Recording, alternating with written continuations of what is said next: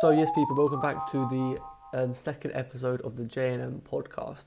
So basically, I was just reading about PSG's match against Marseille, and obviously it was like some cup from French Super Cup, and PSG won 2-1 in the end. And I was like, I watched the highlights, and I saw Neymar came on, he even scored a penalty, and then I heard something about like some tweets or about it was like argument on Twitter between Neymar and Alvaro Gonzalez, who obviously had that little like issue because apparently Alvaro made a racist comment to Neymar. And I just want to speak about this a bit. Obviously, I haven't even seen the tweets yet. I'm just gonna try and find English translations and stuff. So after the match, Neymar tweeted, "Hey, you're Alvaro, right?" And that's a reference to a cringe viral TikTok where a grown man uses this sentence as a pickup line. And then Gonzalez responds saying, "My parents always taught me to take out the trash. Go Marseille always." And then there's a picture of like Gonzalez, I think, like pushing Neymar's head in the match or something. I'm not sure, I didn't see that.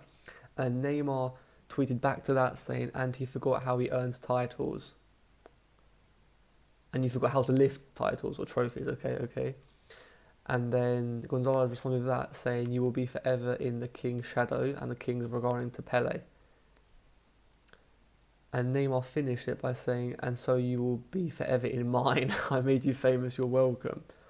So that's quite funny to us. I mean, the thing is that I think it's quite embarrassing, immature, childish. Because obviously these two are grown men, they're both professional footballers, they both play for massive clubs. And it's kind of like, I don't know, it's like a bit embarrassing. Obviously, I would say it's embarrassing on both parts. Obviously, Neymar, he's won, he doesn't have to speak. Like, they've won the cup, he even scored a penalty. Like, he doesn't have to be childish and like, do any of this. And then, personally, if I was Alvaro, I wouldn't have tweeted back because you lost in the final.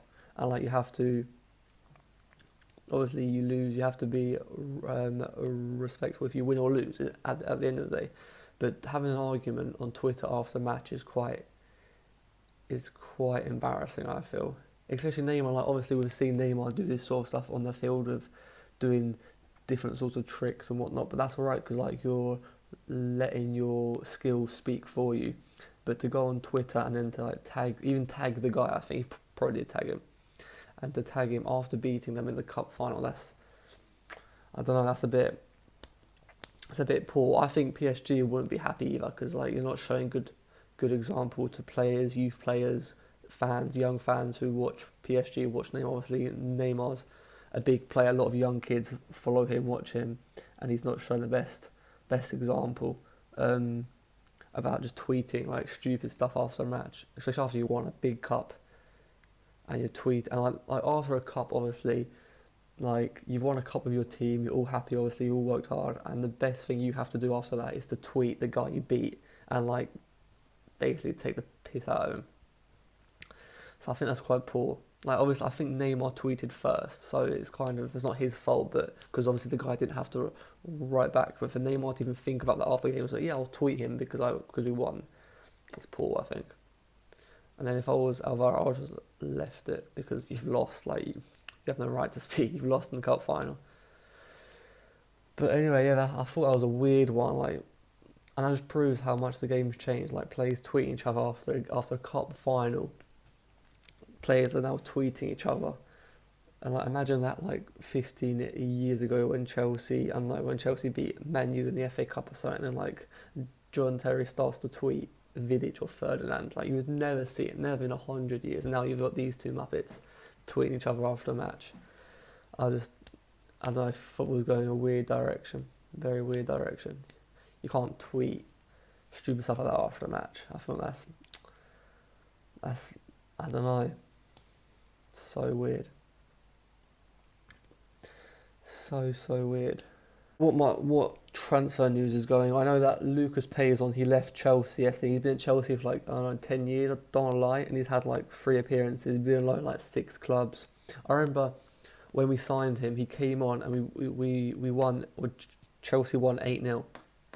And we won a penalty, he came on, he took it and he missed it.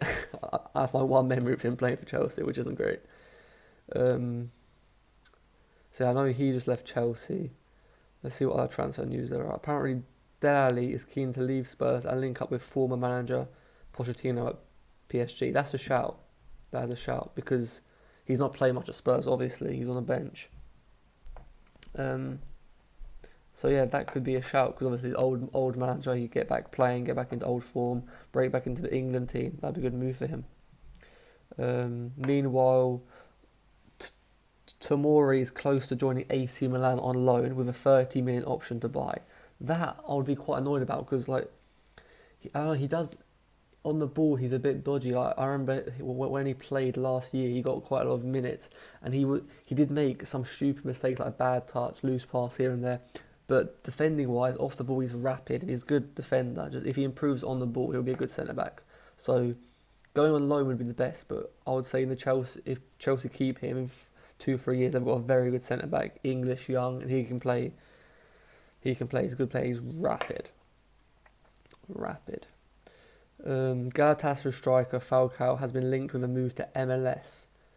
I didn't even know he was still at Galatasaray, to be honest. I don't know how long he's been there for, but obviously Luka Jovic has gone back to was it Frankfurt? I think Frankfurt, yeah, on loan from Real Madrid. But he did not play at Real Madrid at all. So obviously, and he was a baller. I remember Chelsea played Frankfurt, I think in the Europa League, and they were all talking about like how they have to man mark him. He's obviously a good player. He is a good player. So yeah, there's quite a lot of news. Celtic are keen on signing Aaron Ramsey. Aaron Ramsey 2 years ago was Arsenal's best player. I know hasn't been playing that much at Juve, but if you just stayed at Arsenal, he was such a good player. Celtic, that'd be a mad sign for Celtic. Because Aaron Ramsey, 3 years ago, he was one of the best midfielders in the Prem. Honestly, he could do everything, score goals a lot. He was a very good player. Lucas Payson, he's gone to Braga. He's been 10 years at Chelsea, 7 loan deals and 3 appearances and 1 missed penalty. I remember that. That's mad. That is mad. Apart from that, I don't think there's much. I know Real Madrid lost last night. I wonder where Ozil's going to go. Like, I've seen him tweeting a lot of stuff. Like, he loves to tweet. I've seen that he might be going to Fenerbahce, I think. But he also tweeted saying he would want to play in Turkey and MLS. Obviously, like, he's Turkish. He's from Germany, but he's also Turkish, so Fenerbahce would be a good shout. But I could see him playing in like MLS and being like the star man there, because he would get a lot of people watching that league. He's an unreal player. I just can't believe that Arsenal, like, obviously Arsenal are getting back into form now, but for the last, I don't know, since the start of the season, they've been struggling so badly, and to have such a big player like Ozil, not even on the bench, that's such a big shout. Like, there must be something going on in the background there, because like when he's in form, he's Arsenal's best player. I mean, he hasn't played in ages, but something's weird there, because for your team to be struggling that much, like they were like 3 points above the bottom 3, and they did not even put him on the bench once. So there's something weird there. But yeah, if Ozil goes to Fenerbahce, that could be a shout, because they get into Champions League sometimes, stuff like that. That could be a good move for him. Apart from that, there's not really much transfer news. Chelsea can't even buy anyone because they spent so much money in the summer. I don't know who we could, or who they were planning on trying to. I see 10 players who are still at Chelsea somehow. The pair check. Well, yeah, we knew that. Bakayoko, he's on loan at Napoli, isn't he? I think he's on loan at Napoli. Baba Rahman, yeah, he's at left back. He's been playing in like under 23s with Danny Drinkwater. Zappacosta, he's on loan in Italy. I know he did his ACL last year. He's at Genoa. Victor Moses, he's on loan in like Russia somewhere. Sparta Moscow. Danny Drinkwater, obviously he's playing like under 23s, and he got sent off for like smacking a 16-year-old, which was quite poor. Kennedy was such a good player. I loved him at Chelsea. Like, the thing is, he came as a striker, and like he's gone on loan as like a left back. I remember that. That flip-flap he did against Norwich, that was unreal. Such a good player.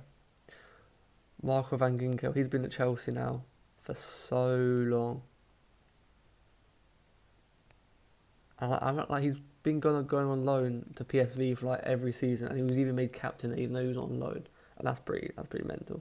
Charlie Masunda, obviously he's been really struggling with injuries, but his contract runs out like next year, so.